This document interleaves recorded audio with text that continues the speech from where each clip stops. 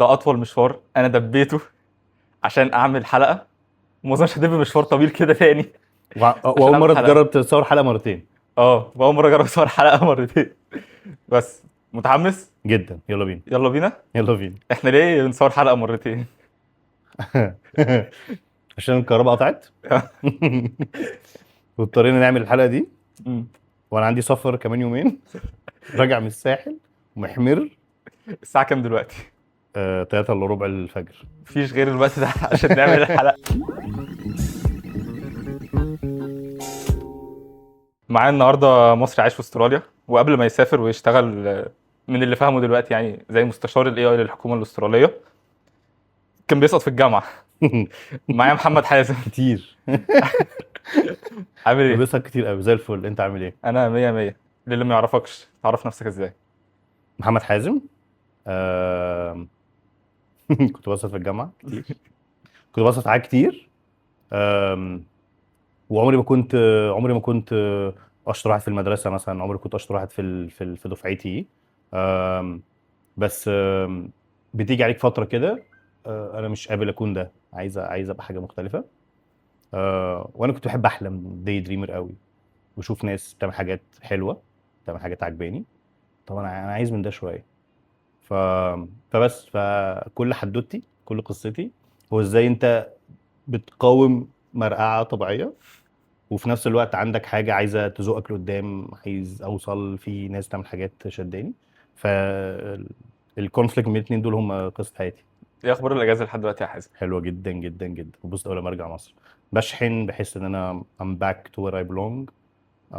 بفتكر تاني، ببقى حوالين ناس عندها بلانز حلوه، الناس ما بتصدقنيش، بس وانا بره بحس ان انا باكسكيوت، بديسشارج.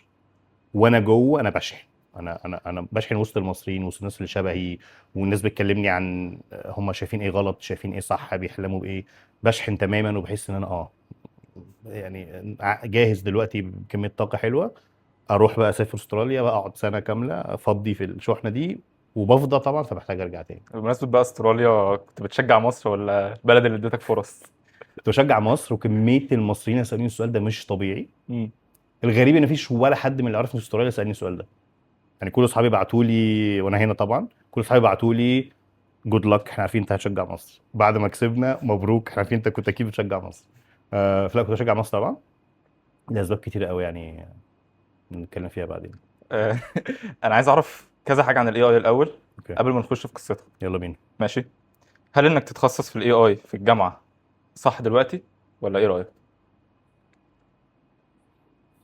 صعب قوي حد يقول، ولو انا قلت هبقى كاني بديسريجارد كميه uncertainty في الاندستري كبيره جدا. أم، الديماند على الاي اي عدى مراحل كتيره. اللي احنا فيه النهارده ده، كميه المودلز الكتيره قوي، كميه الايجنتس الكتيره قوي، ده نتاج مجموعه من السنين فاتت كان في ديماند فيها كبير جدا على اي اي انجينيرز.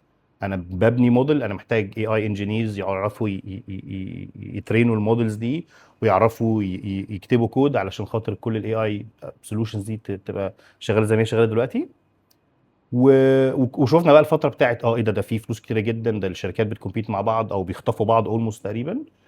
دلوقتي في شويه كلام ان ده بيتغير. بقى فيه شويه الاي اي اصبح كايند اوف ا كوموديتي، بقى موجود وبقى سهل. فيمكن الديماند مش قوي على فكره ان انا ام ان اي اي انجينير، انا عايز اكتب الكود اللي بيرن اندر ذا هود لما الاي اي بيشتغل. في شويه بقى شويه مشاكل تانية طلعت، زي الاثكس اوف اي اي. طب الابلكيشن اوف اي اي، everyone wants اي اي، كلنا عندنا اكسس لاي اي. بس كنت بسمعها كتير جدا لما انا بحاول ابيع اي اي، انه اغلب الاي اي اللي في العالم 90% منه، اغلب البرومز دي كلها عباره عن وريني بطه براس قطه وبتاع ومش عارف ايه. ففين الفاليو بقى الحقيقيه بتاعت الاي اي؟ هل الشركات محتاجه لازم تنفست علشان هل الشركات مفروض تنفست في الاي اي، ولا هو اتس جاست فلاف؟ مم. فدلوقتي السؤال عن الاي اي ما بقاش هو يلا هنشغله ازاي، هو خلاص شغال، بس الابلكيشنز بقى هستخدمه ازاي. وطبعا ما بقولش ان هو خلاص كده وصل انه جاب كل تطوره، لا طبعا لسه في حاجات كتير جدا هنشوفها. أم، بس انا شايف انه لا، ما بقاش الديماند قوي على فكره ان انا ادرس اي اي وابقى اتس اول اباوت اي اي. لان انا مثلا واحد برضو عندي نظره على السايبر سيكيورتي، لا، التشالنج السؤال بتاع السايبر سيكيورتي في عالم الاي اي برضه ستيل كبير جدا. فبالتاليش انه لا تخصص اي لوحده يضمن لك انك اوكي اي اي هو التكنولوجي المستقبل، فانا اول فوكس جاست اون اي اي. طب انا مثلا لو عجباني سكه الاي اي، اخش ميجر ايه في الجامعه؟ نرجع خطوتين لورا، ايه اللي عاجبني في الاي اي؟ مم. وده شيء مهم لازم اساله لنفسي، يعني ايه اللي عاجبني في الاي اي؟ التكنولوجي نفسها، وعايز فعلا افضل ستيل اي اي انجينير باي اول مينز، ليتس دو ات. لا، انا اللي عاجبني في الاي اي فكره انه هو التكنولوجيا نفسها فاسينيتي وانا عايز ابقى بشتغل بيها. فانت عايز تشتغل بيها، في ناس كتير جدا، يعني انا بشوف ان احسن ناس بيشتغلوا بالاي اي مش شرط يكونوا الناس اللي فاهمين التكنولوجي دي. لما بتقعد مع حد شغال في الماركتنج مثلا، او هو ديزاينر بيستخدم الاي اي بشكل يمكن انا نفسي الشخص اللي المفروض اشرح التكنولوجي دي شغاله ازاي يمكن ما اعرفش كل الابلكيشنز دي. فلما انا عايز اكون ببنيها، انا عايز اكون بستخدمها، او انا عايز اطورها. انا مثلا شغال في اني انا عايز انظمها. I want to govern it. الكومبلاينس بتاع الاي اي شيء بيشغلني، وازاي public sector في واحده من اكتر الدول اللي فيها presence للريجوليشنز على الببليك سيكتور زي استراليا، ازاي الاي اي هنستخدمه in a safe way. ده بالنسبه لي شيء بالنسبه لي فاسينيتنج جدا. لما ببص على مصر وببص على منطقتنا، وبشوف ان احنا في اوقات كتيره جينا متاخر في موضوع الرولز والكومبلاينس. كل حاجه بتيجي دايما من امريكا، هم اللي طلعوا مثلا الفريم وركس اللي العالم كله بيفولو.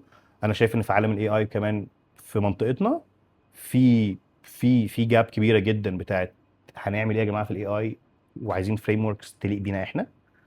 ليتس نوت جاست كوبي اللي بيحصل بره. فدي برضو حته حلوه. بشوف اللي بيحصل في استراليا، ونفسي يجي لي فرصه اعمل ده في مصر وفي منطقتنا. ف فلا المجالات كتيره ومتشعبه. احسن حاجه عشان تفهم بالظبط الاي اي عامل ايه، think of الانترنت نفسه. يعني الاي اي دلوقتي بيفكرني بالانترنت نفسه. فتخيل حد او اول ما كان الانترنت جديد بيقول انا عايز اشتغل في الانترنت. احنا كلنا هنشتغل في الانترنت، كلنا هنشتغل بالانترنت. ولسه ستيل طبعا في ناس متخصصه جدا، بس لا كلنا will be touched by AI طبعا يعني. طب بمناسبه الميجرز والجامعه، تفتكر الجامعه ما بقاش ليها لازمه قوي؟ ممكن تتعلم اي حاجه من الاي اي انا باخد الديبيت والسيرش؟ ده اولموست كل يوم مع مراتي. مم. عندي ولادي، وعندي ناس بتسالني نعمل ايه، هنروح فين. ما عنديش اي اجابه. انا شايف انه انا على تجربتي، انا كنت بفكر انه انا عايز اخش جامعه تفتح لي سوق العمل عادي خالص زي اي حد. سوق العمل نفسه بقى النهارده فيه كميه ديسربشن، احنا مش عارفين الشغلانات دي موجوده ولا لا. انا مش من الناس اللي عندي اراء فيري فيري دراماتيك، يعني اي اي هيريبليس كل حاجه، مش قوي كده. بس في نفس الوقت لا، ما انا شايف اوريدي الاي اي بقى كويس جدا في مجموعه شغلانات مش قادر اجنور ده. وشايف كمان ان لما التكنولوجي في حد ذاتها بقت سهله، اتس جاست تيك بوكس، وبقت موجوده. ففي شغلانات كتيره جدا كانت ليها علاقه بالتكنولوجي يمكن ما بقاش ليها نفس الديماند. انا اغلب الشغلانات اللي فاتت كانت واحد منهم. انا طول عمري الشخص اللي بيحاول يفهم التكنولوجي عشان يشرحها، عشان يمبلمنت عشان يصلحها. فلو هي شغاله لوحدها وهي سهله وهي مش محتاجه كل الديزاين ده، وانا في ناس محتاجاني فعلا ولا لا. فانا نفسي بقتش عارف ايه اللي المفروض ندرسه عشان خاطر نضمن ان لينا شغلانات في سوق عمل هيبقى قدام متغير تماما. فانا نفسي حتى مع اولادي وكلامي مع مراتي دايما، هل المفروض نركز نفس التركيز وننفست نفس الانفستمنت ده في التايم وفي الفلوس وفي كل حاجه، علشان برضو برسوت زي انا عايز ابني يخش هارفرد عشان ياخد انهي ديجري. طب لو دخل حتى كمبيوتر ساينس هيدرس ايه؟ مم. هيدرس ايه اللي يضمن له قدام ان في حاجه؟ ده رايي. انا حاسس الموضوع مش باين، حاسه جراي جدا. يمكن في ناس تكون عملت هوم ورك احسن مني وشايفين ان هو لسه ستيل مهم، وفي ناس ممكن يبقى عندها راي انه لا. انا بصراحه مش متاكد. I'm really on the fence. ممكن استنى اول كام سنه، يعني اول الفتره اللي جايه دي اللي هم يعتبروا السنين الاولى من الاي اي، حاجات كتير هتبان. مم. تعال نروح لفتره الجامعه، الفتره اللي انا بحب اتكلم فيها هنا. يلا بينا. انت خريج جامعه ايه؟ ميجر ايه؟ انا خريج جامعه مصر للعلوم والتكنولوجيا، هندسه اتصالات والكترونيات. الناس اللي عارفاني عارفه انا قد ايه كنت مش عارف خالص انا عايز اعمل ايه. بابايا ليه تاثير كبير جدا في حياتي، وهو كان مرشد سياحي. وانا عشت كل الفتره اللي قبل ما اخش الجامعه دي مقتنع تماما ان انا هطلع عالم مصريات زي بابا، وهبقى مرشد سياحي، بابا كان a great storyteller، وانا دايما طول عمري ببقى منبهر جدا باحد بجد بيعرف يتكلم، بيعرف يوصل فكرته، بيدي اداء مبهر، يغير فكرتك في حاجه، يجيت يو انسبايرد في حاجه. فانا جروينج اب كنت بشوف بابايا في المعابد، في المتاحف، عنده كاريزما فظيعه، بيتكلم وبيشرح وبيتكلم عن مصر، والناس فعلا كانت بتبقى انسباير، والناس فعلا كانوا بيجوا بقى يتكلموا معايا انا بقى عن باباك علمنا ده، باباك ورانا ده، انتوا ولادكم حلوه، احنا مبسوطين قوي. فانا كنت طول عمري شايف ان هو ده الامباكت، وانا لو عايز اعمل امباكت انا لازم اكون بعمل ده. مم. وبعدين بابايا نفسه اللي غير رايي وقال لي بص انت محتاج تفكر بشكل عملي شويه، براجماتي. اديك شايف السياحه طبعا بتتاثر مع كل ميجر ايفنت في العالم، 9/11، احداث الاقصر، مش عارف ايه، فكان دايما بتبقى فيه ابس اند داونز. فبابا قال لي حاول قد ما تقدر ان انت تبقى في مجال تاني. والشيء اللي انا ما كنتش واخد بالي منه ان هو طول عمره بيدربني ان ابقى مهندس شاطر. يعني هو كان بيحب التكنولوجي جدا، وكان بيبقى فاسينيتد باي حاجه جديده. فانا قاعد في البيت كده في اعدادي مثلا، في ابتدائي، وليه جاي لي مثلا جايب لي حاجه جديده بيقول لي خد ركبها. ايه ده؟ ايه يا بابا ده نظام كاميرا جديد، سيستم مش عارف 4 كاميرات متوصله مش عارف ايه، حلها وصلها. مره جالي قال لي احنا عندنا مشكله في الكهرباء في ارض عندنا، مش هينفع نوصل كهرباء، ما عندناش موافقات. بفكر اجيب طواحين هواء من الصين، اقعد ادرس. مم. فيلا ادي البريف بتاعك. قعدت ادرس واشوف هنجيبها منين واجيبها بكام، وهل الويند هتبقى كفايه ولا لا، وهتجنريت قد ايه. قعد سنين يدربني على ده من غير ما ناخد بالنا. انا مش واخد بالي وهو مش واخد باله، هو بيحب التكنولوجي وبس في نفس الوقت ما عندوش وقت وما فيهوش دماغ، فبيديني الحاجات دي. فباي تايم ابتدى بقى انت فيك حته، انت شاطر، انت بتعرف تحلها، بنعتمد عليك، لا انت المهندس بتاعنا. فابتدى حتى بهزار لحد ما جه الميعاد بقى بتاع انت محتاج بقى تختار، وانا لسه عمال اقول ارشاد ارشاد ارشاد، عايز اطلع مرشد زي بابا. ماما طبعا مش موافقه خالص، مم. وبابا لا، شايف خش هندسه بس لو انت عايز ده اوكي. لحد ما جت واحده قريبتنا اول مره بقى تسمعني بقول لا انا مش عايز اخش هندسه، عايز اخش ارشاد، انا فاكر كويس جدا. قالت لي انا مش هخليك تخش ارشاد، انت بالعافيه هتخش تبقى مهندس، واقنعتني. قعدت اقول لها دي صعبه جدا، انا عمري كنت بتاع مذاكره. بس قالت لي لا لا انت هتخش هندسه وبس، ودخلت فعلا. انا فاكر بقى ساعتها كنت انا امريكان، عشان انا بعند. انت عارف امريكان لازم سات 1، ولو عايز تخش هندسه على ايامي كان مم. لازم سات 2 كمان. مم. سات 2 كان هو ده اللي فيه الماث والفيزيكس او بيولوجي لو انت هتخش طب، وسات 1 هو الانجليش والماث البيزك. ماشي. فانا واخد سات 1 ومش عايز اخد سات 2، ومصر، ومعدي السنه كلها بلعب. خدت سات 1 اول سلوت، اول فرصه للامتحان. وعندي اخر امتحان خالص اخر السنه برضو عامله سات 1 علشان خاطر احسن، ولا يعني بقى انا مش محتاج ده. وخلاص بقى العيله كلها بتتكلم معايا، طنط قريبتنا دي، بابا ماما، انه طب واي نوت، ما انت سات 1 جاي فيه سكور حلو، مم. خلاص انت ضامن، واي نوت سات 2 يمكن لو جبت سكور حلو تخش هندسه. وده كان البات يعني. ف فيوم ما ينفعش اغير، لا كان ينفع تقريبا، بس كان عندي اوبشن ان انا اغير يوم الامتحان. مم. فخلاص مثلا قبل الامتحان بشهر ونص شهرين قررت اوكي خلاص يا جماعه انتوا اقنعتوني، انا هذاكر سات 2. فذاكرت ماث وذاكرت فيزيكس. وبعدين يوم الامتحان الست قالت مين عايز يغير امتحانه، فانا رحت رفعت ايدي. وقبل ما ارفع ايدي كنت بفكر انه طب ما فاكس، اه طب ما بلاش. محدش هيعرف. محدش هيعرف. وارجع لماما اقول لا لا لا لا لا، انا مقتنع وبتاع. كميه الحاجات اللي زي كده، الافكار زي كده بتجي لك وانت اصغر شويه كتيره جدا، مم. وبتشوفها عادي يعني. فكنت مش هرفع ايدي بصراحه. وبعدين عند اخر لحظه قلت انا عايز اغير سات 2. ف فغيرت التست بيبرز وقالت لي اوكي اكتب اسمك مش عارف ايه بتاع. وادتني الامتحان بتاع سات 2 اللي كان فيه ماث وفيزيكس.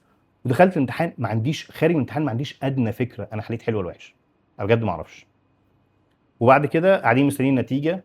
شادي صاحبي كالعاده قاعد معايا في البيت، كل شويه نفتح نلوج ان نشوف نجحنا ولا ما نجحناش.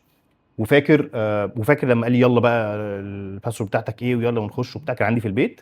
وفتحنا سكور ما صدقناش، وبص لي كده قال لي انت جبت هندسه. السكور كان كبير جدا، سات 2، وده عمري ما كنت بجيب سكورز عاليه قوي كده. دي جت سكور كبير جدا. وبس خلاص حسيت ساعتها ان انا اوكي، يعني انا جبت السكور ده، واللي انا كنت خايف منه خلاص ما فيش سبب اني اخاف منه، اوكي خلاص فاخش هندسه. لما دخلت هندسه انا داخل هندسه معايا السكور اول سنه قال لك انت طبعا هتبقى اعدادي فانت مش محتاج تتخصص في حاجه. قعدت كل اعدادي دي بجد بريسيرش وبسرفي كل الناس وكل اصحابي، يا جماعه تتخصصوا ايه؟ وكانت في ناس عارفه من الاول، انا عماره، لا انا اتصالات، لا انا مدني، انا بجد ما كنتش عارف. وكل شويه كان يبقى عندي حاجه الناس تسالني كلهم اقول لهم رد تاني. ده كان افيه يعني مم. بيني وبين صحابي. وفي الاخر لما خدت ماده الرسم الهندسي كنت اوحش واحد فيها. كنت بوسخ الورقه بتاعتي، كان دايما المعيد يقول لي ايه ده، ايه ده، بص لو حد زمايلك حلو ازاي، انا مش عارف ارسم. فكان دايما بابا يهزر معايا يقول لي بص انت سوفت وير، انت اي حاجه بايديك تفك تركب تعمل ترسم مش بتاعتك قوي. مم. ف... فخلاص يلا بينا، ايه اللي يمكن اقرب حاجه للسوفت وير ويمكن فيها بوتنشال قوي. اتصالات. فدخلت اتصالات. تبقى بعد اول ترم في الجامعه، بعد ما انت سقطت كل حاجه غير الانجليش، برافو كنت برافو. بتفكر في ايه بقى؟ سقطت فعلا كل حاجه. كنت خارج من اي جي نظام مختلف خالص، ما كانش كنت بتلخبط في حاجات كتيره. وانا ما كانش عندي فكره الكوميتمنت الجامده دي، أنا محتاج اعترف. مم. عادي صوت هنلعب شويه وبعدين هنظبط في اخر السنه، ما ظبطتش معايا. ف... وشلت فعلا كل حاجه، شلت كل حاجه، كان احساس غريب. انت داخل بقى بعد ما انت جايب رقم جامد في السات 2، بس ما كنتش وانت مصدق في نفسي محول برضه. وما كنتش مذاكر، ما كنتش مصدق في نفسي ان انا كنت قبل الامريكان فانت كنت اي داخل بقى جي مالك زمانك. قبل الامريكان كنت اي جي وحولت من كتر ما انا شايفه صعب. مم. فانا كنت مش مصدق في نفسي برضه، شايف ان انا مش بتاعتي يا جماعه. والامبوستر سيندروم بقى لازم انا هتكشف. مم. انا عديت كده عشان هو يوم الامتحان مثلا انا عملت حلو قوي بس انا هتكشف. فجالي طبعا شكيت في نفسي جدا. وابتدى اصحابي يقولوها لي بقى، بيذاكروا مثلا معايا بيشرحوا لي حاجه بتاع حازم، هندسه مش بتاعتك، غير. في ناس قالوا لك كده؟ اه. ف وانا كنت مصدق في ده بصراحه. لان في شويه بيزكس في الماث ما كانتش عندي. بس كنت طول عمري شاطر جدا في ان انا كنت بفهم كويس جدا المطلوب مني. يعني كنت اسرع واحد دايما يفهم المساله عايزه ايه، بالذات في الفيزيكس انها حاجه محتاجه خيال وبتاع، دي كنت شاطر فيها جدا. لكن ما عدتش على ثانويه عامه، فكميه الحل بتاع الماث ده ما كانش عندي. اتدلعت قوي في الاي جي. الاي جي طبعا كان صعب عليا قوي. جيت في الامريكان مجموعه سكيل سيتس مختلفه خالص هي اللي خلتني انجح. فداخل الجامعه ما عنديش السكيل سيتس خالص اللي عند اغلب الناس. مم. فاضطريت امشي الرحله من الاول. يعني كنت بذاكر كاني لسه في ثانويه عامه اصلا. وبعد بعد اول ردا على سؤالك، بعد اول الترم ده كنت حاسس ان انا خلاص عايز اغير، عايز احول، عايز اشوف حاجه تانية. كنت حاسس بالفشل كبير قوي. عملت ايه بقى؟ كملت ليه؟ اول حاجه كنت صريح مع اللي حواليا، وده شيء مهم. لما تبقى انت عارف ان حواليك سبورت سيستم وانت بتعاني من مشكله ما، يمكن فكره حلوه انك تروح تقول يا جماعه انا حاسس انا بعاني، وواضح ان في قرار جاي من ورا المعاناه ده، فانا عايز اتكلم معاكم على حاجه انا حاسس اني عايز اعملها. فكنت بتكلم طبعا مع اهلي، كنت بتكلم مع منى مراتي. كنا طبعا شجعتني جامد وكانت بتبليف فيا جدا، لا هنكمل عادي، الناس كلها بتحصل معاها كده، سو وات، هننزل سمر. ف... فخلاص عندك ناس بتبليف فيك وهي اللي بتقنعك دايما انك اديها فرصه كمان، زق شويه كمان. فعملت ايه ولا اي حاجه. قررت ان انا هعمل اديها فرصه كمان، محاوله كمان، وهذاكر بقى خلاص بقى مش هينفع بقى، كفايه دلع يعني. مم. دايما كان عندي احساس ان انا اذكى من السيستم، هعرف صم هوا المها وبالفهلوه هتيجي. لا خلاص بقى هي مش نافعه، امشي بقى السكه عادي خالص، ستيب باي ستيب زي ما الناس كلها بتعمل، يمكن ساعتها تشوف ريزلت مختلف. امتى ابتدت بقى الجامعه تسهل، بطلت تسقط وبعديها على طول؟ لا كان عندي كان عندي برضو ويف كده. آه، خدت الترم اللي بعديه ذاكرت كويس جدا فكنت كويس. جيت في السمر حسيت ان انا اوعى بقى وشك، انا بقيت فظيع، انا خلاص انا اوت اوف ده. رحت واخد مواد كتيره جدا، رحت شايل واتاخرت عن دفعتي. وقعدت بقى دي رحلتي بقى في الجامعه، انا دايما متاخر عن دفعتي. وابتديت بقى اذاكر فعلا كويس جدا، وابتديت انجح، وابتديت بقى الورق بتاعي بقى ناس تصوره وبتاع، انا مش مصدق. الناس تيجي بتقول لي ممكن نصور، يا جماعه تصوروا ايه ورق، انا متاكدين. فابتدت الدنيا تتغير طبعا. وخلاص بقى انا عجبني اللي انا فيه ده، حسيت ان انا مش لايق عليا اي حاجه غير ده. ده دايما حتى بقوله لاولادي، بقول لاولادي انت ممكن التاسكايه دي ممكن تديها ايفورت صغير، بس هو مش لاقي عليا الاوتبوت اللي هيطلع ده، مش لاقي عليا. مم. مش لاقي عليا ان انا ابقى نص نص او اي كلام، مش قابلها على نفسي. فدي ابتدت خلاص، انت وانس انك بتشم النجاح خلاص، اي حاجه تانية اقل من ده مش عاجباني. فده اللي ابتدى يحصل معايا في الجامعه. وجيت في النص كده شلت ماده واحده كان ليها ظروف مختلفه، بس من بعد اول سنه دي خلاص الدنيا مشيت معايا تمام والحمد جميل. لله. خلصت جامعه، امم انترنشيب بقى في مايكروسوفت، عرفت امم كان بروجرام اسمه يونج رينجرز، يونج رينجز ده. كنت بتعملوا ايه هناك؟ أم... الفرصه كانت مهمه طبعا. ناس كتير جدا بتتكلم عن حياتها، بينسوا طبعا ان في فرصه وفي صدف وفي ناس بتساعدك وفي ناس بتزقك وفي ربنا بيدبر كل حاجه، فانا ماليش يد في حاجات كتير. ف... جات لي مكالمه حلوه جدا، منى السماحي، HR مايكروسوفت، هي مكالمه قالت لي انا هعمل لك ريكومنديشن للبروجرام ده. أم، وانا رحت الانترفيوز. كانت الانترفيو ساعتها كان جديد جدا عليا. أم، و وما كنتش فاهم اصلا مايكروسوفت تعمل ايه للانتربرايزز، مش فاهم ده. انا طول عمري كونسيومر، انا فاهم طبعا مايكروسوفت، عارف جدا مايكروسوفت. كنت طول عمري وانا كان عندنا البيت اللي في الصحراوي، طول ما انا رايح البيت الصحراوي راجع من الصحراوي قبل ما اتخرج، المايكروسوفت بتاعت سمارت فيليج هناك واللوجو كبير، طول ما انا رايح انا ببص على اللوجو، يا رب يا رب في يوم من في الايام يوم. عايز اروح. فطبعا فكره ان مايكروسوفت عندك فرصه فيها، حلم، بس انا مش فاهم، بجد مش فاهم. آم، ف فرحت عملت كويس جدا في انترفيوز، بس لما ابتدى البروجرام، انا بجد دي اكتر بروجرام علمني حتى لحد النهارده، واقف على فاونديشن قويه جدا بسبب البروجرام ده. و... ومن الحاجات اللي تضحك جدا انه ده كان من اكتر الحاجات اللي عملت فيها غلطات. مم. وكان هم دايما يقولوا لنا هناك، يقول لك this is a safe place for you to grow، اعمل غلطات جرب. انا كنت واخد الموضوع ده يعني من غير حتى ما حد يوصيني، كنت بغلط كتير جدا. انا دايما عندي احساس ان انا شاطر، انا يجي مني، وعايز اثبت ده بقى، بص بكل الطرق. مم. I've overdone it so many times. وعايز دايما يبقى في تاتش زياده كده، وعايز اتنشن، وعايز ناس تشوفني، وعايز ناس تديني الابريشيشن ده. وفي اوقات كتير كانت بتورك، يا ابني انت كويس، اوكي هنديك فرصه. وفي اوقات لا لا لا، يور اوفر دوينج ات، انت محتاج تتيون ات داون بالراحه، محتاج تتعلم. او في ناس بتقول لك بص احنا هنسيبه، الدنيا هتديله على وشه، الكارير هيديله على وشه، هيرجع يفوق. بس طبعا من اكتر الحاجات اللي فرقت في كاريري الانترنشيب بتاعت مايكروسوفت، بالذات لان هاو ات واز ستراكشرد.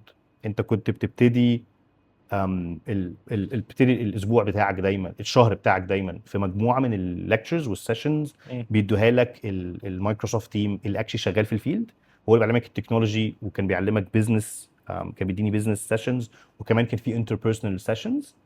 وبعدين عند اخر كل شهر كان في حاجه اسمها تشيك بوينت.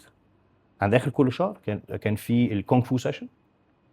الكونغ فو سيشن دي اتس رول بلاي سيشن، بنسويتش بقى.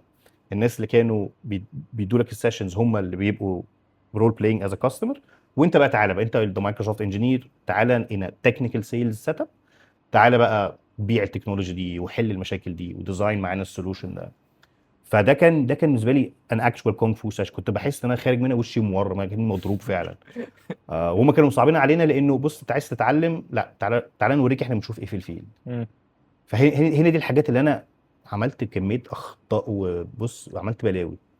بس ساعات بحس ان انا محظوظ جدا، لان انا غلطت كتير قوي وهبلت كتير قوي، وكان بيجي في دماغي افكار. انا فاكر مره دخلت ببرزنتيشن مجنونه بعيده عن التوبيك، بس ات واز رهان قررت ان انا اعمله، وفرقعت مني فرقعه فظيعه. ف فساعات بحس ان انا محظوظ جدا ان انا رحت داخل مخرف، عملت حاجات غلط كتير قوي. فتعلمت كتير بصراحه، اتعلمت كتير لان انا كنت محتاج فعلا كل واحد فينا عنده نقاط قوه طبعا ونقاط ضعف. فنقاط ضعفي كانت باينه قوي قدامي، لكن في كشافات كتير قوي قدامها، فكنت محظوظ ان ده حصل لي يعني. بس مفيش زي ما بقول لك، مفيش تقريبا تريننج او انترشيب في حياتي كان ليها الاثر زي مايكروسوفت طبعا. وما تحكي لنا على اسوأ موقف حصل لك في الكونغ فو سيشن؟ في الكونغ فو سيشنز، مم. انا فاكر مره كنا بنلعب اللي هي الكوره اللي بالترابيزه دي اسمها ايه؟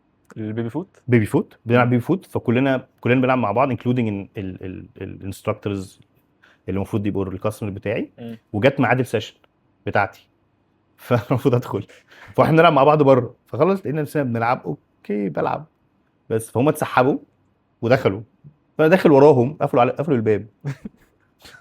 فانا بفتح الباب بقى وبتاع وداخل، يور ليت. فانا اتخضيت طبعا. خلاص احنا وانس ان احنا دخلنا الرول بلاي، there was no way انك تطلع اي حد فيهم من الرول بلاي. فخلاص احنا في رول بلاي and you're late. لقيت نفسي فجأة في اوضه مليانه ناس كاستمرز مفروض يعني، واندر انجري. وانا بقى داخل بقى المفروض اصلا ابيع، المفروض اصلا اسيت اب وابريزنت ومش مش عارف بقى ايه. مزاجك حلو وبتلعب بيبي فوت. انا داخل ليت اصلا، هم عاملين لي كده. مم. وده كان جزء من اللي هم قاصدين يعملوه عشان يشوفوا تتصرف ازاي. مش مهم ان انت عرفت او ما عرفتش، المهم ان انت تتعلم. فدي كانت من واحده من الحاجات اللي انا مش هنساها. طب وتعال نروح للهجرة. اوه، نطين نطه كبيره قوي. القرار جه امتى وازاي؟ كنت ساعتها، لا كنت بقالي ساعتها كذا سنه بشتغل. كنت خلاص خلصت انترنشيب في مايكروسوفت، اشتغلت في اكتر من شركه وبعدين رجعت تاني مايكروسوفت. وكنت ساعتها بسافر كتير قوي، فانا بقى عندي اكسبوجر للماركتس حوالينا. وطول عمري بحب مصر جدا، عايز افضل قاعد في مصر. اوريدي قلت بابايا مرشد سياحي، فانا مرتبط جدا بمصر. مامتي مدرسه التاريخ بتاعتي، كانت بتخش عندي انا الكلاس. اه بجد؟ فانا عشان ما اعرفش عن سعد زغلول غير من ماما، ما اعرفش عن مصطفى كامل غير من ماما. مم. من ناحيتين دول بتوع تاريخنا عرفتهم من بابايا ومامتي. فانا طالع مرتبط بالبلد جدا، فما كانش عندي تصور ابدا ان انا ممكن امشي. بس لما بقى عندي اكسبوجر وسافرت البلاد اللي حوالين وشفت الماركتس التانية، حسيت انا I'm missing شويه حاجات. في مستوى مختلف من الانفستمنت، مستوى مختلف من الكابابيلتي، ففي مستوى مختلف من الانفستمنت، في مستوى مختلف من الفرص طبعا. لينا احنا في مجالنا. فحسيت ان انا عايز اجرب، عايز اروح. وطبيعه الحال تقعد تسال نفسك طب فين؟ طب هل هتبقى خليج، طب هتبقى امريكا، طب هتبقى يوروب، استراليا. وانا ما كانش عندي خالص القرار بتاع استراليا، او اصلا كانش عندي قرار الهجره. لحد ما وانا في مايكروسوفت كنت بتكلم مع صاحبي مايكل بسمارك، هاي بيسكو. آم، ودي حاجه بتهيألي هنشوفها، اي حد هيشوفها جوه المجال ده، ان كلنا عندنا تندنسي تو سرفايف. احنا عايزين نسرفايف، احنا مم. شايفين الماركت بيتغير. اللي بيخلينا نذاكر واللي بيخلينا دايما عايزين نادفانس في شغلانتنا، ان انا عايز اسرفايف. انا مش عايز اجي في يوم من الايام الاقي نفسي irrelevant للماركت. التكنولوجي اللي انا عارفها ما بقاش حد عايزها، السكيلز اللي عندي ما تؤهلنيش قوي ان انا اوصل اللي انا عايزه. فكلنا بنجري، كلنا فاهم، بنحاول نساعد بعض. كنت بتكلم معاه، فقال لي بص انا معايا البي ار بتاعت استراليا. فقلت له طيب، انا كنت بفكر، عملت ايه؟ قال لي بس كده يلا بينا، انا هساعدك وشوف ايه الورق المطلوب وكده. من الحاجات اللي عجبتني في استراليا ان هي مش قرعه او حاجه، هي سكيلد فيزا. فانت لازم تكون عندك certain skills وعندك القدره انك تثبتهم علشان خاطر تسافر. دي الحته اللي عجبتني شويه. حسيت ان انا اوكي، انا مش بهاجر عشان خاطر انا عايز اسيب بلدي، او انا ما عنديش فرص او لا، اكشلي هو انت عشان تهاجر انت لازم تكون accomplished.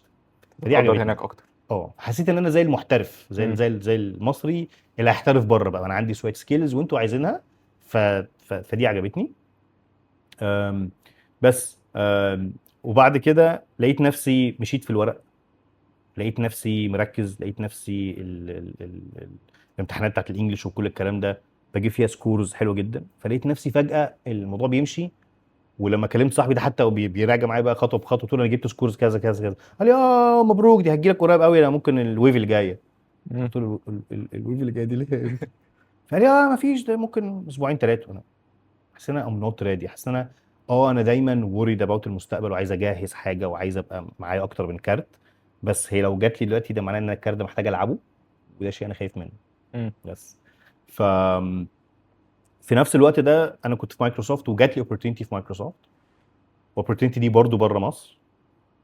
وكنا في الوقت اللي السنه الماليه فيه بتخلص والسنه الماليه الجديده بتبتدي، فكان في كلام ان الرول ده ممكن يتنقل بلد تانية. فانا عرفت ان انا كده كده مش في مصر، وكمان رايح بلد انا مش عارفها. يعني ممكن تبقى اكتر من بلد، كان ممكن تبقى بلد في افريقيا، كان ممكن تبقى بلد عربيه. فانا ما كنتش فعلا مش عارف. وكنت متضايق من الحته دي، حته ان انا مش عارف انا رايح فين. وممكن انا عشان احافظ على شغلتي واحافظ على الشركه اللي انا بحبها واحافظ على الكارير بتاعي، انا مضطر اروح بلد يمكن مش دي اللي انا عايز اعيش فيها، مش دي اللي عايز اربي ولادي فيها. طب ما اختار انا بقى، ما دام انا كده كده هطلع من مصر. اي جوت الرول بتاع مايكروسوفت ده، وفي نفس الوقت بعمل ورق استرالي. وجات لي استراليا، لقيت نفسي جالي الايميل كونجراتيوليشنز. فخدت القرار ان انا هسيب مايكروسوفت وهسيب مصر وهجامب الى المجهول. والحته الغريبه جدا ان بسمارك صاحبي هو اللي هي ابلايد على الرول بتاعي بعد ما انا رحت استراليا. فبقيت انا في استراليا اللي هي اصلا هيز اوريجينال بلان، وهو في الرول بتاعي في مايكروسوفت ماي اوريجينال بلان. مم. فوي سويتش بليسز، كأن انا عايش حياته وهو عايش حياتي. مم. فحتى دايما اكلمه اقول له ها يا بسمارك، اخبار حياتي ايه؟ يقول لي اصبح حياة ها حازم. اخبار حياتي انا ايه في استراليا. فهو لسه في الرول ده في مايكروسوفت، وانا سافرت استراليا اصلا فكرته وورقه وكل حاجه. هو قرر ما يسافرش وانا قررت ما اكملش في الرول. فربنا بيلعب دور كبير جدا، الصوت لعب دور كبير جدا. بحب قوي وانا بتكلم عن رحلتي ان ااكد دايما انه لا، في حاجات كتير جدا بتحصل انت ولا مخطط لها ولا دريان بيها، مم. والصدفه بتلعب دور كبير. انت بقى لما رحت هناك تأقلمت ازاي؟ حسيتش انك عايز ترجع؟ كتير طبعا حسيت إني عايز كنت ارجع بعد اول 3 شهور. مم. ال اللطشه الاولانيه بتاعت ده حصل، ده ما كانش مجرد حلم وتخطيط وكده، ده بجد حصل وانا بجد هنا، وانت بتبتدي كل حاجه من جديد في المجال بتاعنا. م- انا ما اعرفش بلاد تانية وضعها ايه، بس اعرف في استراليا سبيسيفيكلي بيحبوا جدا اللوكال اكسبيرينس. فانت ممكن تبقى مكسر الدنيا بره، بس هم بيشوفوا ان دي كلها irrelevant experience. يمكن السوق بتاعنا مختلف. طبعا انا مش موافق على ده، وبشوف ان انا حد عندي international experience اشتغلت في 11 بلد ولا 12 بلد قبل ما اجي استراليا. مفيش حاجه سبيشالي يعني اكسترا سبيشال في استراليا. ادوني فرصه. بس استراليا مش من البلاد اللي بتديك فرصه بسهوله وانس ان انت جوه البلد. طبعا قصص كل واحد بتختلف، بس انا قصتي ما كانتش سهله خالص. انا رحت يا جماعه، انا المفروض مكسر الدنيا، انا شاطر جدا في شغلتي، بصوا الكارير بتاعي، انا جاي من مايكروسوفت دايركتلي، مش عايزين نديك فرصه. حتى قبل ما انا اسيب مايكروسوفت I've reached out للناس في مايكروسوفت استراليا. انا حازم جاي من مايكروسوفت مصر، انا بعمل كذا كذا كذا، انا عايز اجي وعايز اشوف الرولز. الرد كان واضح وصريح وفيري دايركت: انا عندي فيري سترونج بول اوف كانديديتس في بلدي، فاديك فرصه ليه؟ ف فده كان تشالنج، انك خلاص انت بتصطدم بقى في فكره انك انا محتاج اثبت نفسي، انا محتاج ابتدي من الاول تاني. فاللي انا عملته في مصر، وانك تقبل انك تشتغل شغلانات فيري انتري ليفل، وتقبل ان انت تتحط في تشالنجز كتيره عشان خاطر تتعلم، بتضطر ترجع تعمل ده تاني في بلد جديده تماما عشان تثبت نفسك. و... والتشالنج التاني بيبقى انه طب هثبت نفسي ازاي؟ العب لعبك بقى ويلا وانت شاطر واعمل شغلك وبتاع. بس جزء كبير جدا من شطارتي كان عشان انا شغال في انفايرمنت معينه، بلانجوجز معينه، بكونتكست معين، سياق تاني خالص.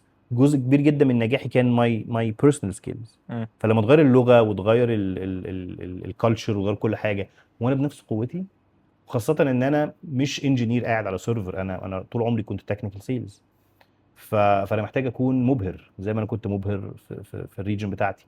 هل انا مبهر، ولا انا بخش الميتنج ما عنديش نفس القدره على الاقناع، ما عنديش نفس القدره اني مانوفر وافهم السوشيال كيوز وستيل اعرف في الاخر احط بريشر، بوزيتيف بريشر عليهم عشان يشتروا. اول لما رحت ما كنتش عارف اعمل ده خالص، كنت مش مبهر. حتى كنت بكلم صحابي دول: يا جماعه انا مش مسيطر، في حاجات كتيره مش فاهمها وبحاول.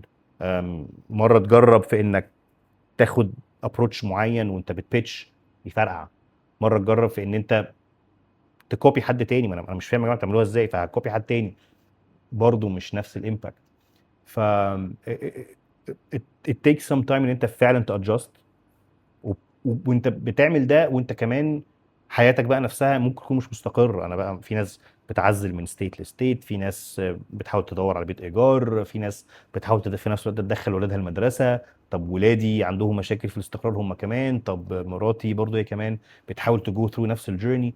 فجيرني مش سهله خالص.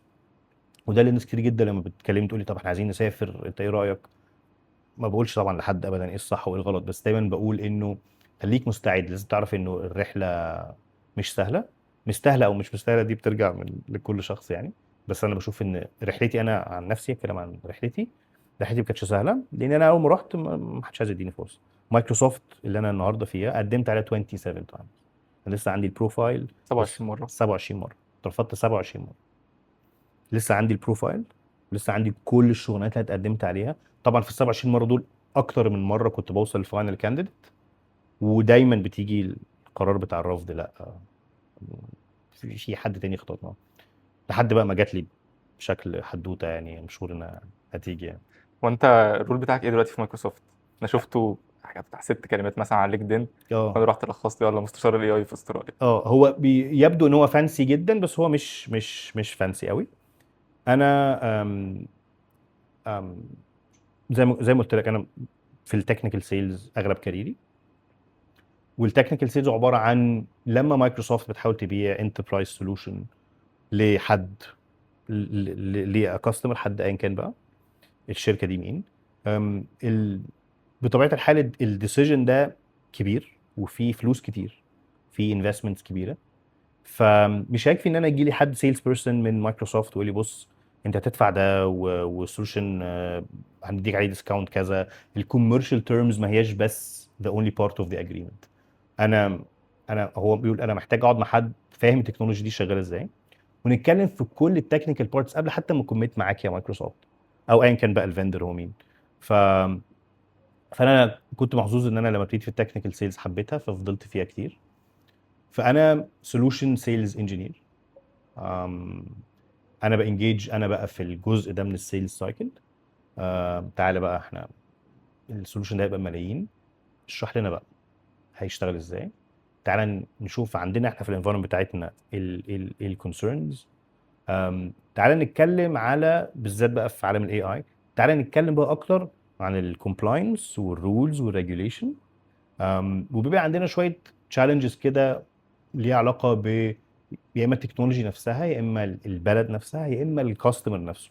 في كاستمر ممكن يقول لك بقول لك ايه، الاي اي ده انا عارف ان هو هيأكسس الداتا بتاعتي. Let's look at this mess. انا عندي داتا untouched اخر 10 سنين unstructured فيها كميه sensitive information قد كده، والاي اي بتاعكم ده لما هيجي هيبوظ لي الدنيا. انا عايز الاي اي وانت ذا مايكروسوفت جاي، يلا نحلها. مم. ف فده الرول اللي انا بلعبه. وبيبقى الرول بتاعي assigned لاندستريز. ففي ناس معايا في التيم هم assigned ل الفاينانشال سيكتور مثلا، فبيشتغلوا مع بنوك. انا كنت محظوظ جدا ان انا شغال مع البابليك سيكتور، شغال مع الحكومه نفسها. ده بيديك طبعا عنده التحديات بتاعته، بس في حالتي انا اداني فيو وفرصه فظيعه اني اكون شغال مع الحكومه في الوقت اللي الاي اي فيه بيبتدي. فانا جوه المطبخ بشوف هم الخطط بتاعتهم ايه، وبشوف ايه التشالنجز اللي المفروض انا اشيلها عشان هم يشتغلوا بالاي اي. فانا مستمتع جدا بفكره ان انا بعمل حاجه هيبقى ليها امباكت كبير. انا مش بس باعت سولوشن وهو موجود هناك وخلاص، لا كل حاجه بنعملها انا والتيم بتبقى بندخل الاي اي فعلا للببليك سيكتور في الولايه اللي انا فيها فيكتوريا. مم. تفتكر الجواز اثر ازاي في حياتك؟ اوبا اسال عمر تمام. مرموش. اه. انت متجوز بدري، اه ومراتك انت عارفها من الجامعه، ايوه. اثر ازاي عليك ده في الجامعه وفي كاريرك؟ في الجامعه كان انا فاكر كانت دايما في ايموشنال نيد كده it was satisfied already خلاص. يعني انا فاكر انا ما اعرفش الناس زيي ولا لا، بس فاكر انا وانا في الجامعه كنت فارق معايا جدا احس ان انا I'm loved, I'm appreciated, I'm accepted. فعلشان ده يبقى الايموشنال فاونديشن اللي بتقف عليه بقى تروح بقى تذاكر وتروح بقى تحلم وتروح تحقق وكل الكلام ده. بيبقى عيلتك مديهولك بس من نوع خاص، حب من نوع بتاع عيلتك. في بقى الحته الناقصه دي بتاعت انا عايز حد يحبني ويصدق فيا ويشجعني. آه، وانا العب نفس الدور. انا كمان انا عندي طاقه تشجيع وعندي طاقه سبورت، وعايز اشجع حد وامن في حد ونكبر سوا. ف فمراتي لعبت الدور ده. فكره ان انا اتعرفت عليها بدري، خدت الايموشنال سبورت ده بدري. فحسيت ان انا قادر اعمل حاجات كتير جدا. قادر عادي خالص وانا صغير اول ما اتخرجت اخد بروجكت كبير، اسافر اقعد بره كتير مش عارف ايه. حاسس ان انا دايما سبورت في حاجه زي كده. حتى قرار الهجره نفسه اللي جه حتى يمكن بعد الجواز بسنين كتيره، بس انا دايما حاسس ان انا انا I'm empowered و loved enough و appreciated enough ان انا لما اخد قرارات للعيله دي او لكاريري او اليمين او الشمال، انا دايما هناخد القرار سوا، نفكر فيه سوا and we're both supporting each other. فده كان ده كان فارق كبير قوي معايا. وجت لحظه الجواز بقى دي انا كنت مرعوب، لان الحب والايموشن سبورت انت بتاخده، بنحلم ان احنا في يوم من الأيام نتجوز وبتاع، ده شيء جميل جدا، تبقى عايش في الحلم ده مديك دعم. مم. لكن وانس بقى تيجي فكره انك هتتجوز، احنا الرجاله دايما بنفكر في، اول حاجه الرجاله المقبله على الجواز بتفكر في الفاينانشال كوميتمنتس. فانا هيبقى عندي كوميتمنتس انا فيها ايه؟ وبعدين عندي ناس حواليا كتير من صحابي بيقولوا لي انت بتعمل ايه ده بدري قوي. وعندي ناس حتى في كاريري بيقولوا لي ده احنا ما قدرناش نتجوز غير بعدها ب 10 سنين، فانت انا ابتديت شغلي في لينكولن اوريدي خاطب. مم. فطبعا بدري جدا. أم، اكتشفت ان انا خفت اكتر من اللازم، اكتشفت ان انا حاولت احسبها اكتر من اللازم. وفاكر جدا احنا رجعنا من الهاني مون بجد معيش فلوس، بجد زيرو، الاكونت زيرو. زيرو زيرو. زيرو زيرو زيرو. ماشي. وكان عندي فلوس لواحد، يعني واحد المفروض يديني فلوسي عنده. مم.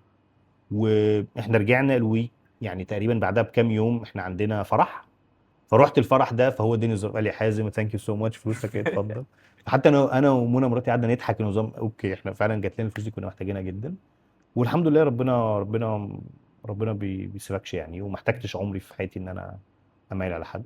وكانت زي ما بقول لك خوف، انا خايفه بزياده. عمري في حياتي ما رجعت قلت ايه ده، يا ده انا فاينانشلي كنت ممكن اكون فاضي احسن، ما كنتش عملت كده. لا بالعكس بالعكس، حاسس ان انا كان عندي اللونش باد سيت اب ان تنططني بقى واروح اعمل اللي انا عايزه، اني خلاص الحته دي سكيورد وخلاص I'm emotionally stable يعني. خد بالك انا مظبطك. اه. بص هي مبسوطه ازاي هناك. اغلبيه المهندسين هيسمعوا قصتك وهيشوفوا ان ده الحلم. انت داخل جامعه وهندسه، تشتغل شويه في مصر، تتجوز، ولاد، يلا بينا بره، متنجم في بلد حلوه. ماشي. وانت عندك 20 سنه كنت شايف ان ده الحلم؟ انا مش شايف خالص ان انا في الحلم، ازاي بقى؟ مش شايف ده يعني. ومش شايف ان انا وصلت لحاجه، انا شايف ان انا في رحله، والرحله دي بهبل فيها جدا، بتعب فيها جدا، ربنا بيكرمني ساعات. بشوف ان انا ما وصلتش لحاجه عشان دي حد اي نصايح، ما بحبش اصلا الحته دي. أه بس بحب اتكلم عن تجربتي عشان اشوف انا غلطت في ايه وما بتعملوش. فلا مش متفق معاك. ولو ان انا باك تو يور كويس، لو انا عندي 20 سنه هبقى شايف ان يا رب انت لو اديتني ده اتعشت حلو قوي، مش عايز اكتر من كده. وبترجع تكتشف ان انت لا، انت عايز اكتر من كده. ترجع تكتشف ان انت انا عايز مش مساله نجاح اكتر ولا اي حاجه، بس بتبقى حاسس ان انت life's too short وخلاص كلنا في الاخر هنموت. عايز اسيب ليجاسي مش بطاله، عايز اسيب ليجاسي كويس.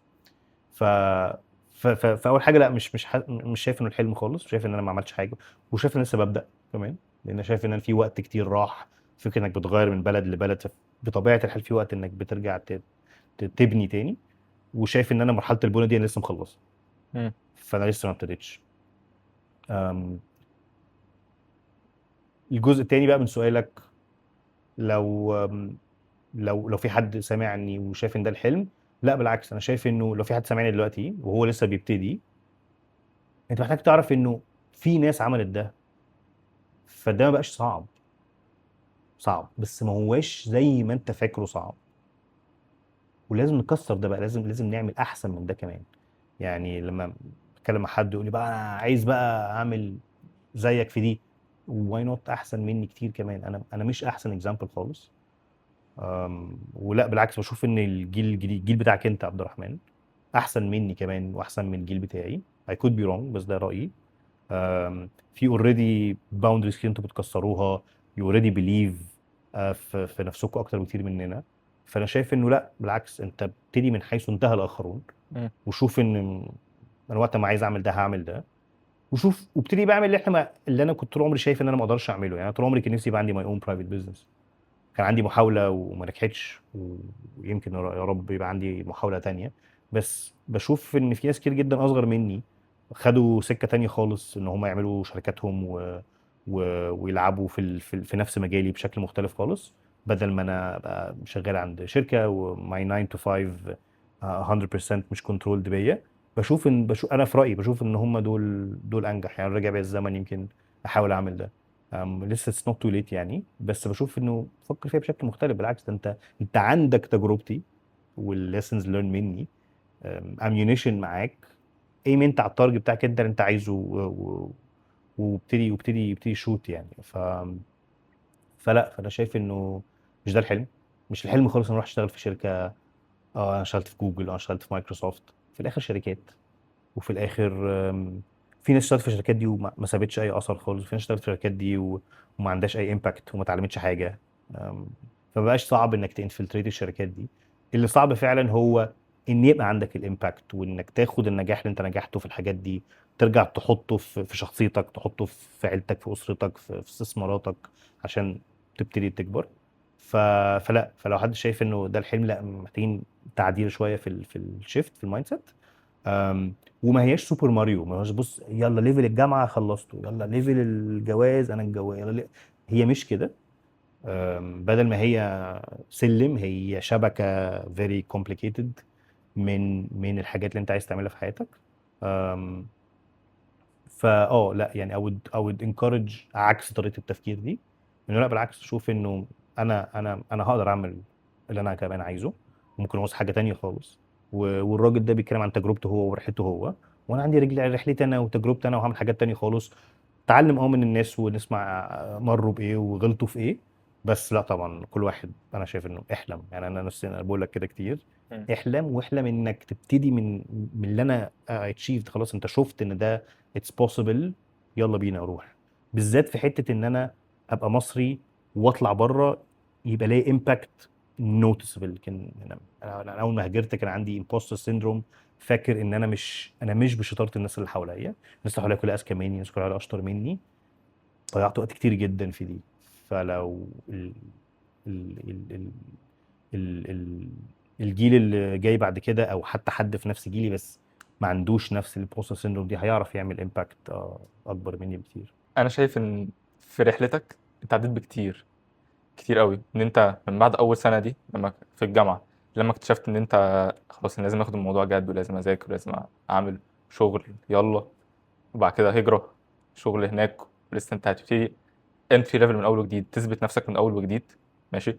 انت عديت بكتير وذاكرت كتير واشتغلت كتير. ماشي. بسمع كلمه كتير بتتقال وتوفيق كتير بنتكلم فيه اللي هو ايه؟ البيرن اوت. البيرن اوت طبعا. احساسك عامل ازاي مع البيرن اوت؟ مش شاطر فيه خالص. مش شاطر فيه خالص وبستراجل معاناه حقيقيه. ما باخدش بالي اصلا. كل انسان عنده كيوز بتاعته انت فين في البيرن اوت. انا ما باخدش بالي، وما بشوفوش من بدري. وانا بطبعي شخص مش بعرف انظم وقتي. و... وفي الفتره اللي فاتت دي كمان كنت مبسوط جدا من اللي بعمله. وكان عندي شغلي، وكان عندي بيتي، وكان عندي الماسترز بتاعتي، وكان عندي مجموعه من المايلستونز الفاينانشال اللي بعملها في حياتي. فكل ده كان بيحصل مع بعضه في نفس الوقت. فما كنتش واخد بالي اصلا ان انا بيرنت اوت. وما كنتش ما عنديش بصراحه طريقه اقدر اتعامل بيها مع البيرن اوت. انت بتكلمني عن البيرن اوت وانا حاليا بستراجل. وانا حاليا ما عنديش حل سحري. بطلع مع زي دلوقتي ما كنت بتكلم معاك عن الثيرابي وقد ايه ساعدتني وكده. مم. لو كنت سالتني وقت ما انا بعاني كنت اقول لك مش عارف، انا ناو بعاني. فناو انا بعاني من البيرن اوت. عندي حاجه كده بعملها انا عارف انها غلط، ان انا بقعد السنه كلها في حاله من دايس على البنزين في كل حاجه في كل المجالات. ومعتبر ان اجازه مصر اللي بتيجي كل سنه دي هي دي بقى اللي يلا اللي بينا هتفصل بقى. فيها بقى هفصل فيها جدا، هي دي بقى. طبعا لا، مع اولادي لما بيكبروا ومع تعقيدات الحياه المختلفه بكتشف ان لا، انا محتاج افصل كل شويه.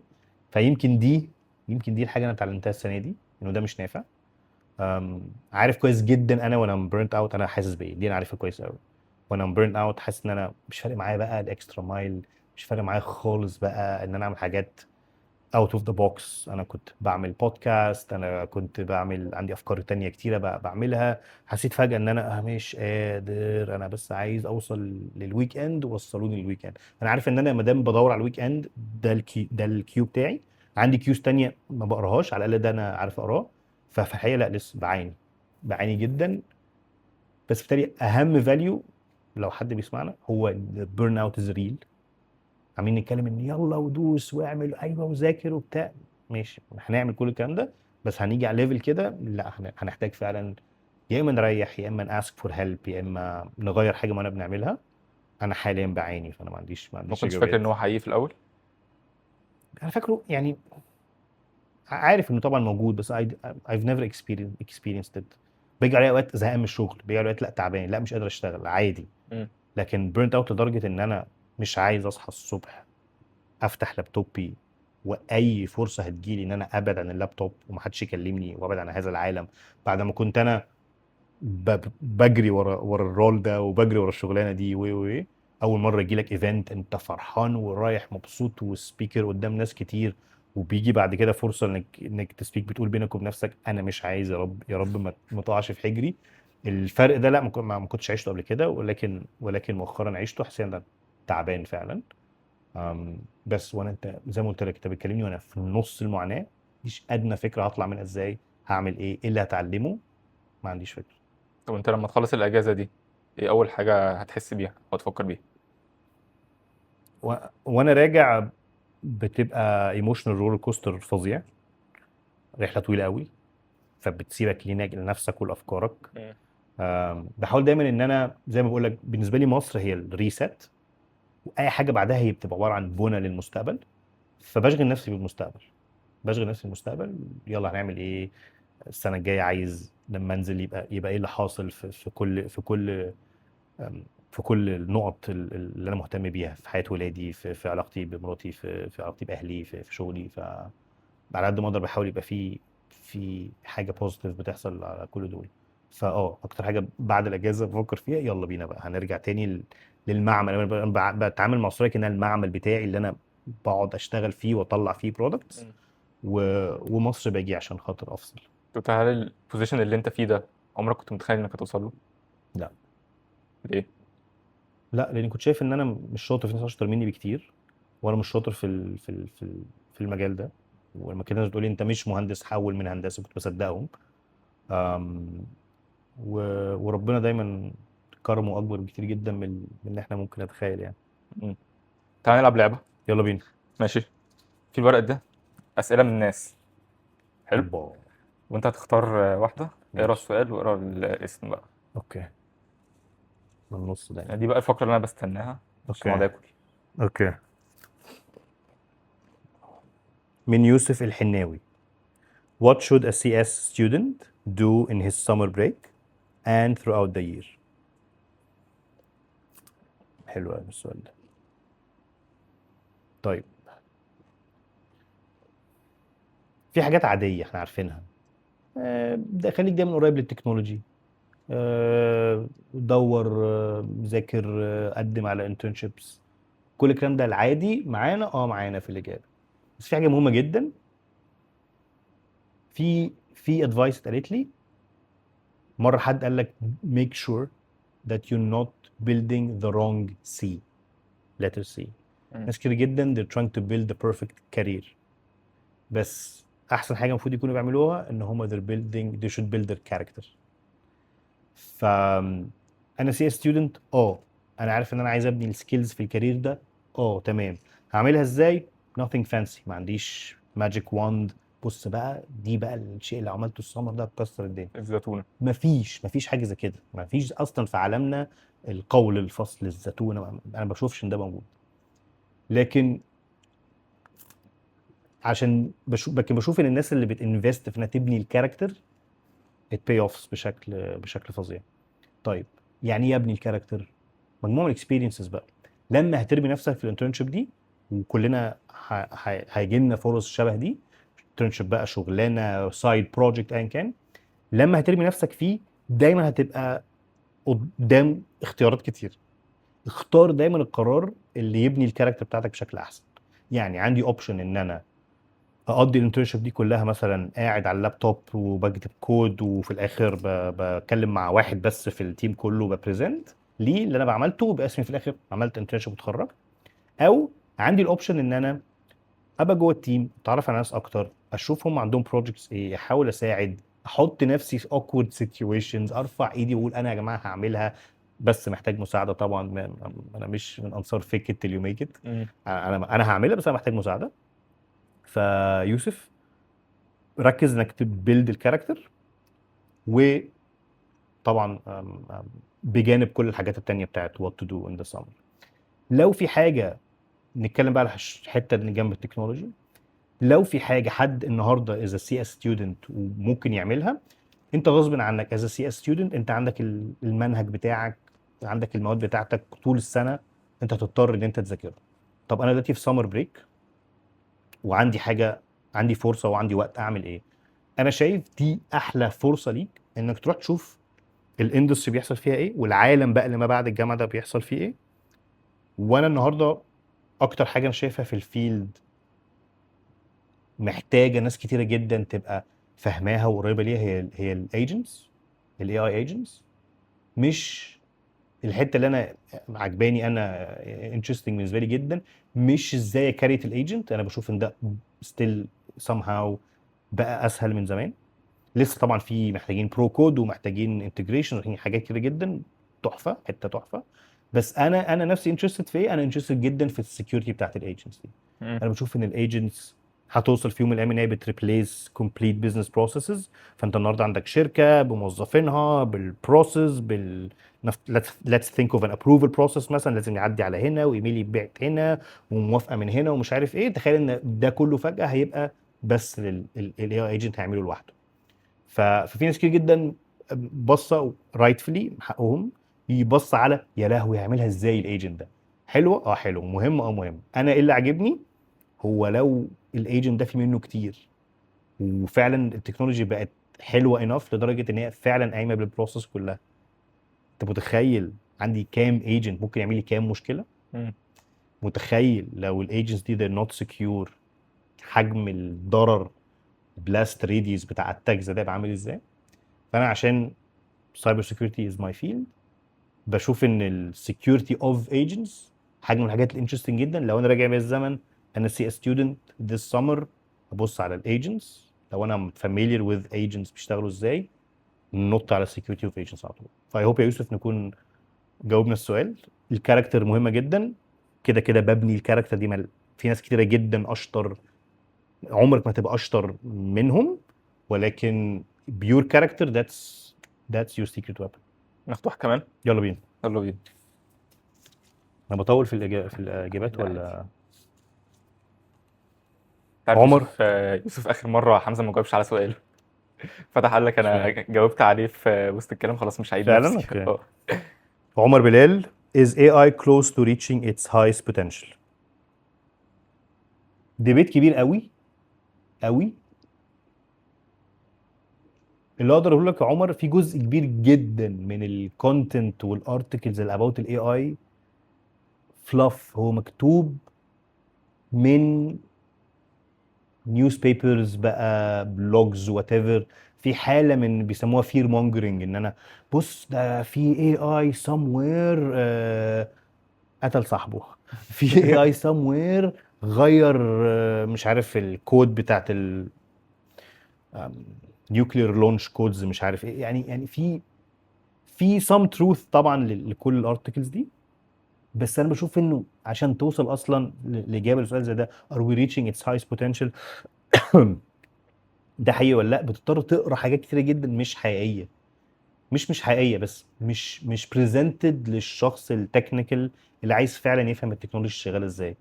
ف ففي ديبيت كبيره جدا ان احنا هنوصل للجنرال انتليجنس وهيبقى واصل لنفس ليفل الانتليجنس بتاع هيومنز وهيقدر يعمل كل حاجه.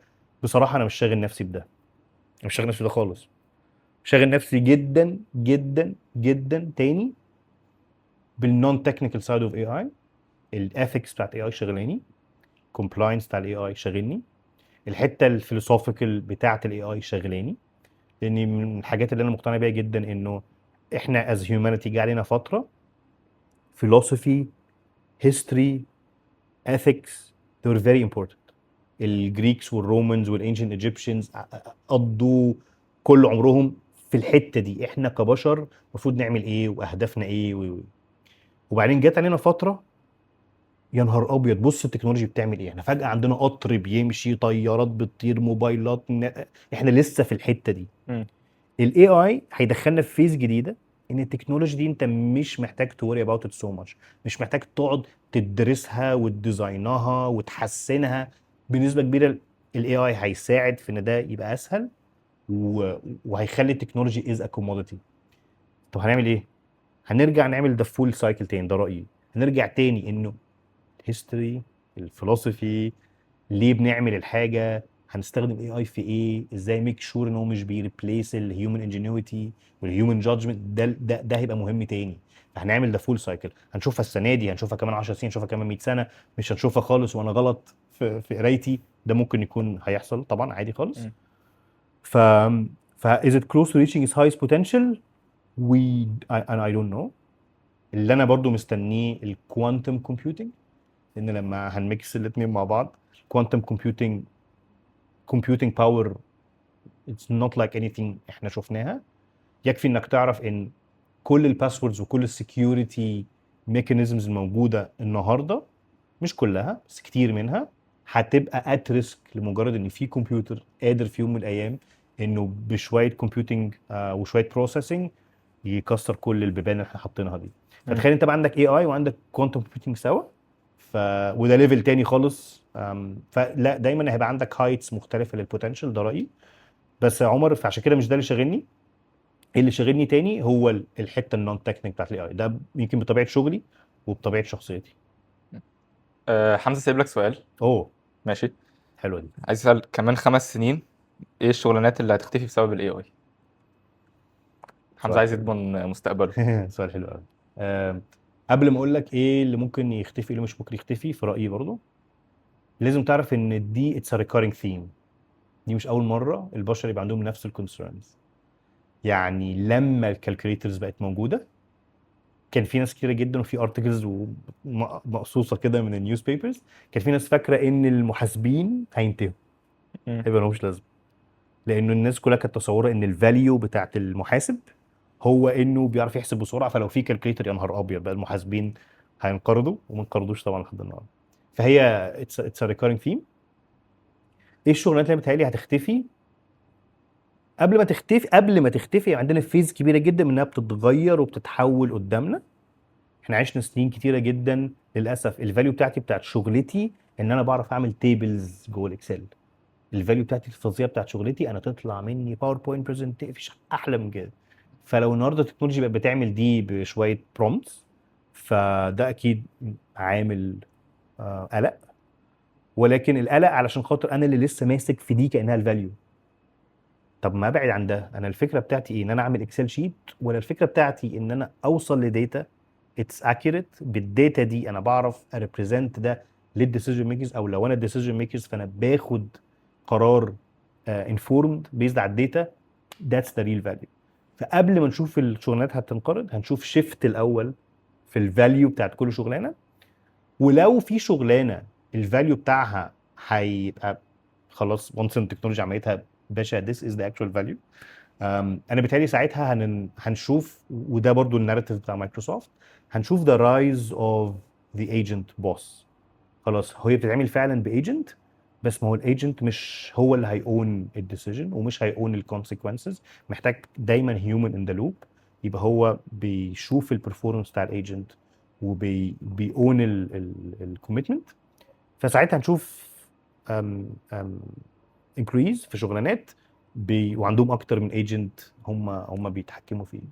فلو حد بيفكر يعني ايه الحاجات اللي ممكن يبعد عنها، انا شايف انه اي حاجه بقى التكنولوجيا بتعملها كويس جدا والاي اي بيعملها كويس جدا، وانت مش هتحس بساتسفاكشن لمجرد ان انت تفاليديت الاي اي بيعمله، موف اواي منها، موف اواي منها طبعا يعني. طب انت لو هتسيب سؤال للجست الجاي هتسيب له ايه؟ اوكي انا ممكن اعرف هو. ما عنديش فكره. ما عنديش فكره. ما عنديش اوكي فكره. اوكي حلو طيب. ممكن اسيب سؤال. لو قابلت نفسك النسخه الطفل منك، التشايلد فيرجن منك ناو، بعد ما عشت انت ده وعرفت اللي انت عرفته، تقول له ايه؟ ماشي. طب انت لو جبت على السؤال ده هتجاوب تقول ايه بقى؟ حلو منك. مم.